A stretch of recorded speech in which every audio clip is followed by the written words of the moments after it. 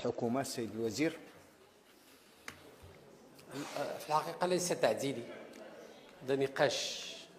أنا أعتقد بأن القاعة ستحدد ماذا تريد بالضبط. المادة 67 تنص على أنه يشترط في الشهود اللافف 12 شاهدا وأضفنا ذكورا وإناثا. كيف فهم هذا النص؟ فهم هذا النص على أنه كل لفيف يجب أن يكون فيه ذكورا وإناثا وليس ذكورا فقط أو إناثا فقط. قالوا أنه 12 شاهدا. حينما تكون 12 شاهدا فمن المفهوم اللغة العربية أن حينما يكون الجمع مذكرا يكون فيه المؤنث والمذكر. فهناك نقاش، هل نزيل ذكورا وإناثا؟ وحينما نقول ذكورا وإناثا القضاء له رأي، والقضاء عنده فهم آخر للنص. الآن يقبلون شهادة المرأة، هناك من يقبل شهادة المرأتين برجل. فالآن في هذا النقاش، هل نلغي الذكور والإناث ونترك فقط شاهدا؟ ولكن سنفتح الباب لجميع التأويلات. كان اللي غادي يقبل فقط الذكور ويقبل الإناث. كان في الحقيقة أنا متحمس أن تبقى شاهدا ذكورا وإناثا. أنا غير متحمس لإزالة هذه النقطتين. قيل علينا أن نقول شاهدين ذكورا أو إناثا، وإذا زد أضفنا أو يجب أن يعود إلى مجلس المستشارين. خلق لي مشكلة هذا الموضوع في الحقيقة، لست أدري. يعني أنا متفق مع الرأي الذي ترونه. شوفوا الرأي الذي ترونه، لأنه أنتم الآن أصحاب القرار. شوفوا رأيه وأنا أسير في هذا الاتجاه أو ذاك.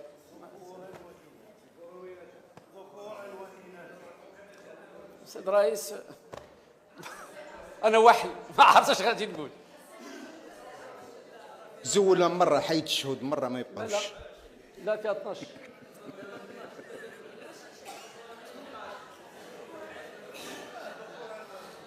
أعطيهم الكلمة ونسمعهم بعد نتاخذ قرار. سيد الرئيس. سي عبد الله. سيد الرئيس.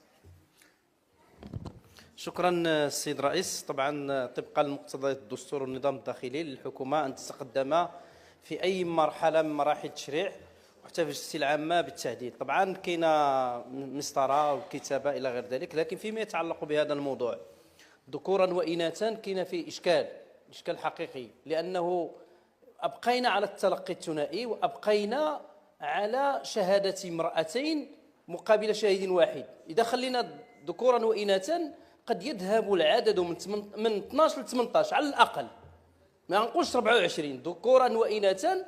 غادي يكون عندنا يعني يمكن نديروا 9، ولكن هذوك 9 الاخرين عاوتاني. فاذا انا بالنظر لهذا الامر هذا، يا اما ان نضيف فقره في شي ماده، وربما تكون في اخر هذه الماده، بانه الشهود من الذكور والاناث. اما 12 في العدد 12 نديروا ذكورا واناثا، فقد يذهب الامر الى انه كنقول لك يوصل ل 18، وحنا باغيين نقلوا هذا الشيء الحدود ديال 6. شكرا. إذا سمحتي باش يمكن نعطي النقاش السي عبد الله، المقترح ديالك باش كل شيء يفهم نبسطوا. إذا تبقى في الفقرة ألا يقل عددهم عن 12 أو يكون 12 ياك، ونزيدوا في الفقرة الأخيرة يتكونوا من الجنسين ذكورا وإناثا. هذا هو المقترح ديالك السي عبد العزيز. سيد الرئيس. شكرا السيد الرئيس. أعتقد أن النصوص التشريعية اللي دازت من هذه القبة كلها تحمل عبارات ذكورا وإناثا، ولم يسبق أن طرح هذا الإشكال. وأحيلكم السيد الوزير على القانون 62/17 المتعلق بتدبير الأراضي جماعات السلالية، والتي كان فيها النقاش في هذا السياق. بل الأكثر من ذلك أنه سار في اتجاه أكثر حينما يتعلق الأمر بوفاة هالك من ذوي الحقوق وتؤول تركته أو ذلك الحق المتعلق بالاستغلال إلى ورثته. سيد الوزير، أعتقد اليوم أن إذا مشينا في هذا الإطار الذي نتحدث عنه على أنه سيفهم من الأمر أنثيين مقابل ذكر واحد، أو سيفهم من الأمر أن الأمر يتعلق بالذكور لوحدهم أو الإناث لوحدهم، فأكيد أننا سنكون أمام قاض لا مسؤول إطلاقا. فالنص أعتقد واضح، وأنه اليوم أنا نقول لكم السيد رئيس، اليوم بشهادة امرأة يمكن أن يزج بالشخص في السجن، ويمكن أن يحكم عليه بالإعدام أو المؤبد، ويمكن أيضا امرأة أن تحكم إن كانت قاضية ببطلان العقد الذي أنجز من طرف العدول، وأن نأتي إلى جملة واضحة عادية. أنا أعتقد السيد الرئيس أن هذا الأمر ينبغي أن يبقى منصوصا عليه في هذه المادة، وأن نذهب اتجاها من أجل توضيحه أكثر حتى نرفع هذا اللبس على أي جهة كانت. هو أن نضع 12 هو عدد حصري، وكنا نطمح أن ينخفض إلى 4، لأنه اليوم في قضايا شاهد واحد مقبول، ونجيو هنا ونقولوا احنا في اللافي في 12 شاهد، ونمشيو دابا نناقشوا 18 و 24. صعب جدا. السيد الرئيس، أعتقد أن النص واضح، 12 شاهد ذكورا وإناثا، وإذا أردنا أن نوضح أكثر فأن نقول من الذكور أو الإناث أو هما معا، من الذكور أو الإناث أو هما معا، وتمشي للمستشارين 7 أيام والنص مشى للنشر. دابا المقترح ديالك بالضبط شنو هو السي؟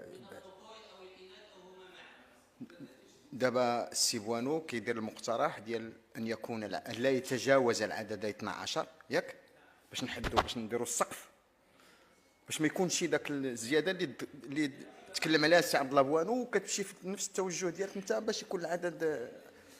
وبالاضافه انه انت كتقترح يبقى ذكورا واناثا مفتوحه، غير القراءه. واخا استاذ انا غير كنوضح باش كلشي يساهم في النقاش. كيبقى حنا ما غاديش نقراو النوايا ديال الناس اللي غادي على برا، اما غادي نديروا شي حاجه مضبوطه، اما شي واحد تفكر، واحد كيفكر بحالك، واحد ما كيفكرش بحالك، اللي غيطبق القانون. اذا الوضوح هو احسن. استاذه التامني.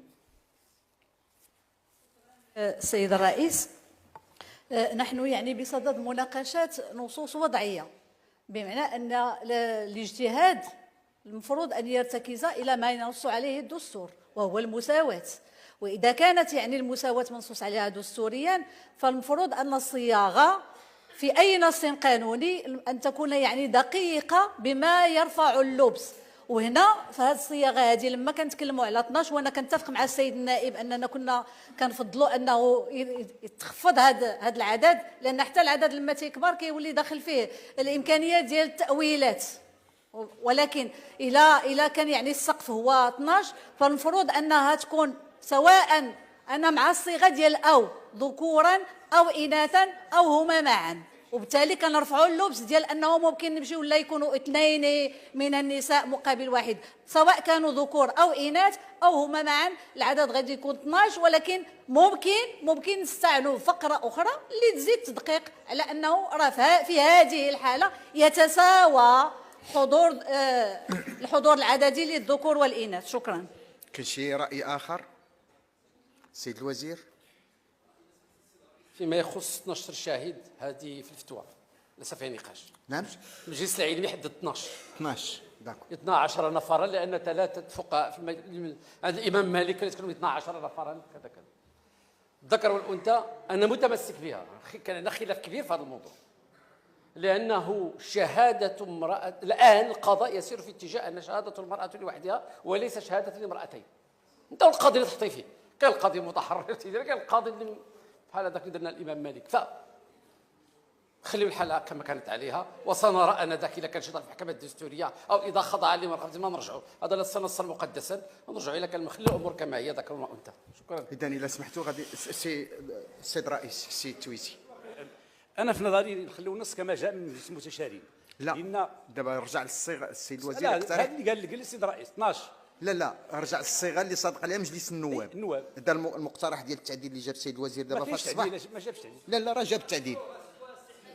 لا ما كاينش تعديل.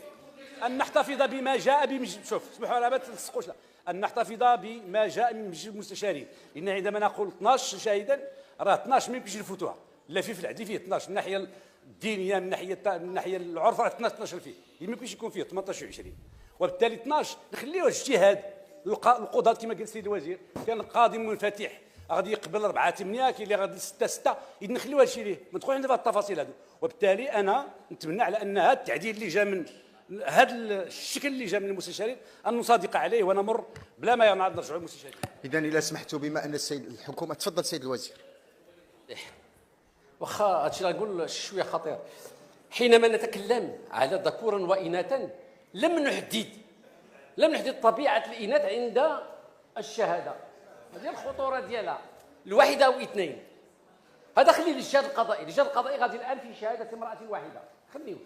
الا جا شي قاضي قال لك لا سيدي انا بغيت اثنتين في رجل، قول له احسب الرجال واحسب النساء. ديك الساعه هذا نقاش اخر ونشوفوا التوجه، خليو القضاء يجتهد في هذا الموضوع. وانا اعتقد بانه السيد الرئيس المنتدب وفي حوار معه ربما يدير مذكره في الموضوع ديال هذه الماده هذه. شكرا السيد الرئيس. اذا الى سمحتوا السيد الوزير كيسحب، الحكومه كتسحب هذا التعديل وتبقى يبقى الوضع كما جاء من مجلس المستشارين.